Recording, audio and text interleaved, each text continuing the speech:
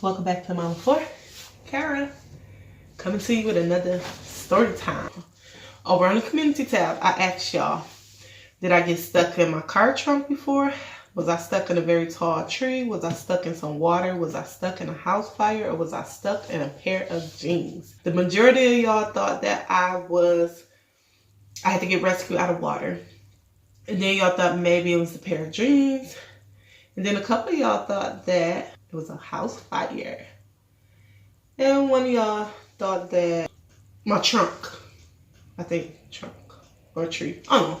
Anyway, congrats to the ones that thought I was stuck in a house fire, because I was. I was about 4. So back then, the stoves we had, the gas stoves we had back in the late 80s. I'm talking about like 89. Could have even been 90. You had to light the stove with a match, because I feel like they had autopilots, but our pilot was never lit. Anyway, we needed matches to light the stove. My mom was next door chilling, hanging out with neighbors and friends or whatever. I have 3 older brothers. At the time, I didn't have a sister, but I had a brother that was 2 and 3 years older than me. So we all hung out really tough. And we was upstairs in one of the bedrooms. I don't even know who bedroom we was in. I feel like we was in my brother's room, playing with the matches on the bed. They would light the match, see how long it burned before it go out, and sit it down and just keep on going. I don't remember if I was participating with lighting the matches. Yes, I was. I was trying to figure out how to light it. At that time, I didn't know how to strike a match. I was trying to learn how to strike a match. And I must have struck a match and set it down. I don't know if I did it or my brothers did it. But when they looked over and they seen that bed was on fire, they said, "Ooh, I'm telling Mama." And they ran out the room. They telling Mama, somebody get my butt whooped. So I stayed in the room upstairs. And the fire just got bigger and bigger. And I just got over in the corner. And then I'm thinking, it's hot in here. This fire is big. When is my mom about to come and get me and whoop my butt? I'm like, I'm ready for this whooping now. I couldn't leave out the room no more if I wanted to, because I was in a corner. The door was over there and the fire was big. The bed was on fire. I mean, I had a window by me, but I never thought that I was going to die back then. And I can remember this story like it was nothing, even though it was 30 years ago, or almost 30 years ago. I'm 34 now. I just remember thinking my mama finna tear my butt up. And then I remember thinking I was ready for this butt whooping. And even though the fire was so big that I couldn't get out, I knew my mama was coming in there, because to me, my mama was always Superwoman. And I feel like my kids think I'm Superwoman. And sometimes that it gets overwhelming feeling when they just don't know I'm struggling, and then they think I'm Superwoman because they want me to do this, that, and the other.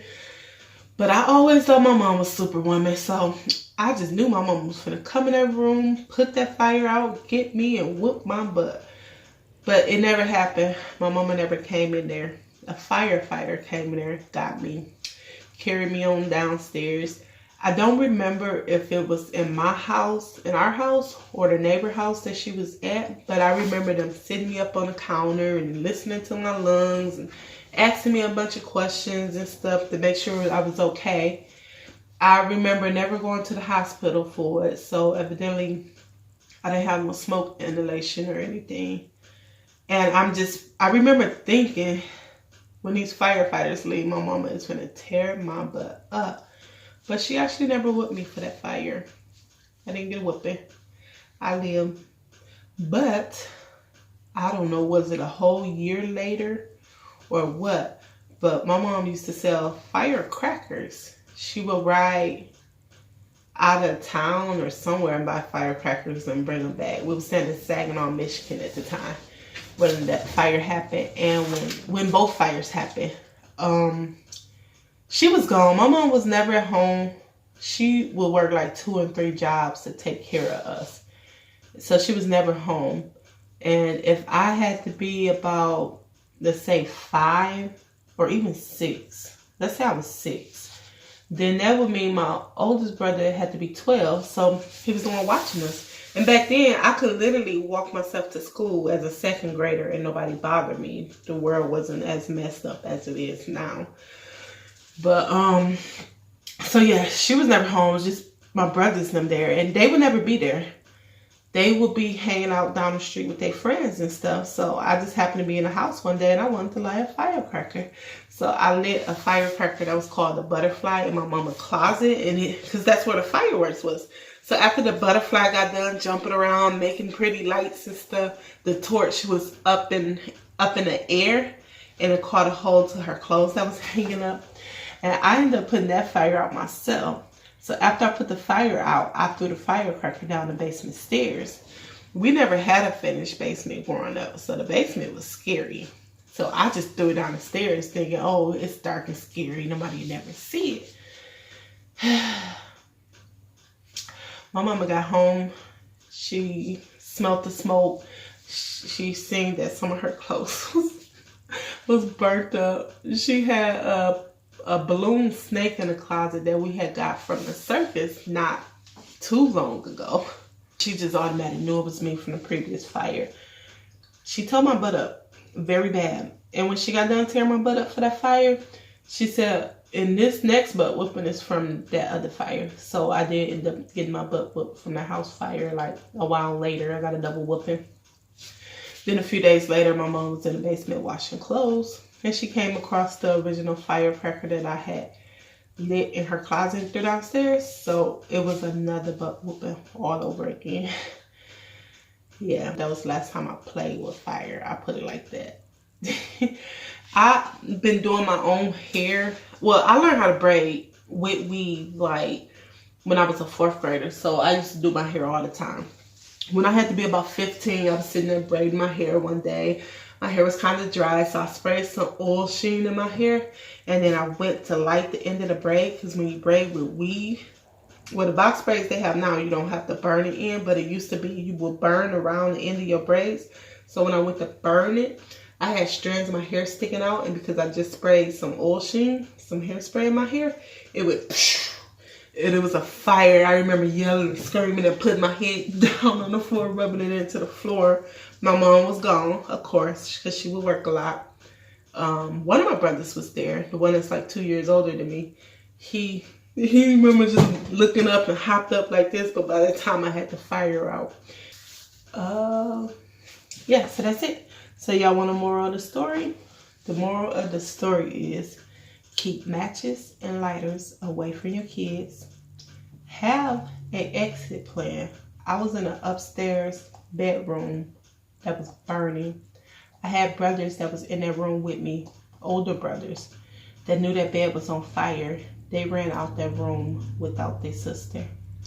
Teach your kids to make sure everybody is out the house. Teach your kids that if they can't get to the doorway, to get out the door, to take a chair or a lamp or whatever they can find, bust that window out and go out that window. Teach kids that if they in a bedroom and they can't get out the bedroom, that the walls are made of plywood and that they can throw something or they can ram themselves through that plywood and get out. This not plywood. I can't ram myself through that. What else? I know people have, I don't have an upstairs house, like a 2-story house, 3-story, whatever, but they do make these little ladder things that you can keep in your closet nearby in the event of a fire and you upstairs that you can hang to get out. I once had a fire recently happen and we was all sleeping in the upstairs of a house. It was my mom's old house after she passed. The neighbor had set his house on fire a couple of days after Christmas. And the houses were so close that it actually melted the side of my house. I woke up and I just seen flames outside. I thought the bottom of the house was on fire. First thing I did was I woke up my kid's dad that was sleeping next to me. I said a fire, and then I just went out the room and I got the kids. I had my 4 kids there with me that night, plus my sister, plus my nephew. I got all 6 of those kids up. I feel like my sister and my nephew was sleeping in my sister's room. So I woke them up and I went in a room where MarMar, Xavier, Carly, and Carlton was sleeping. And I remember tapping MarMar, it's a fire. And I tapped Xavier, it's a fire. And as I tapped MarMar and said it's a fire, I grabbed the first baby, which I feel like it could have been Carly that was right there. And she didn't have nothing but a diaper. No, Carly actually didn't have no clothes on because they would go to sleep in diapers, but she would always take her diaper off through the night. So she would wake up butt naked in the morning. I remember grabbing her up. At the same time when I woke MarMar up, he turned right over and just scooped Carlton up just like that. And Carlton only had on the diaper. Zay was asleep. He only had on drawers. And I feel like I had on shorts and a tank top. And I walked outside. And we went down the stairs. I didn't know if we would be able to go downstairs. I just told the kids to stay behind me. And I got ready to... I went down the stairs. And I'm just going to see how good we can walk. We took our time. We didn't rush. Did nobody run nobody over.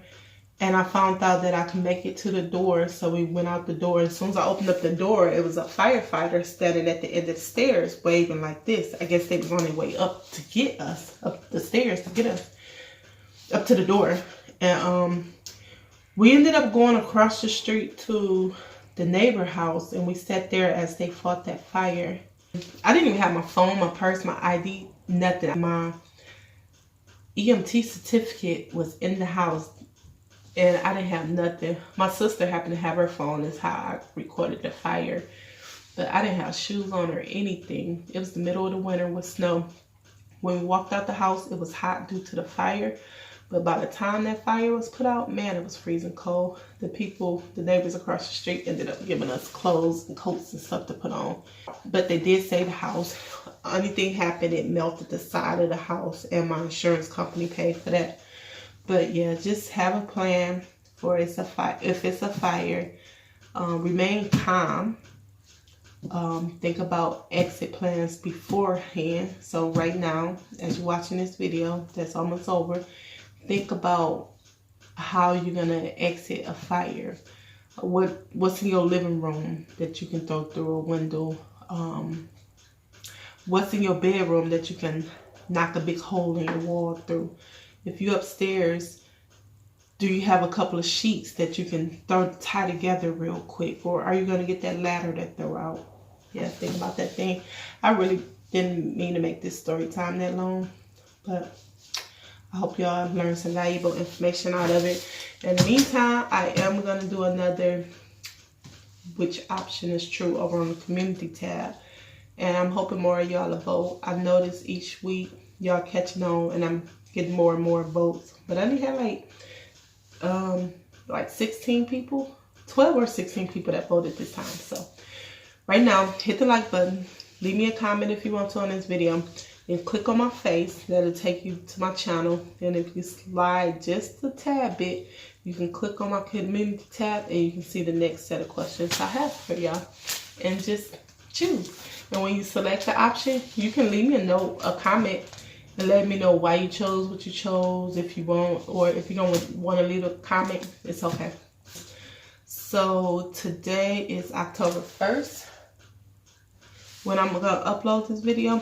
Today is actually September 22nd, but if you're watching this video because of your notification game member, then it's October 1st. And I posted on my community tab about this guy, this veteran that was turning 100 years old. And his wish for his 100th birthday was to receive 100 birthday cards. It was on quite a few news channels. I posted it on my community tab. I posted it on Instagram about sending him a card. Well, this is the card I'm putting in the mail today. And it says, Happy 100th Birthday. I ordered it from Amazon. And this card says, 100 years of loving and living, caring and giving, growing and learning. May you enjoy the warmth and admiration all around as you celebrate this truly impressive milestone. The guy's name is, I feel like it's James, but it's on my community tab. So there's still time. He's staying in the United States. So if you stay in the United States, to send him mail only takes about 3 days. And hey, if it come after his birthday, I'm sure he'll appreciate it too. His birthday is October the 7th. So get it in the mail as soon as you can to make this man day. Other than that, I thank y'all for watching. I am just a mom of 4.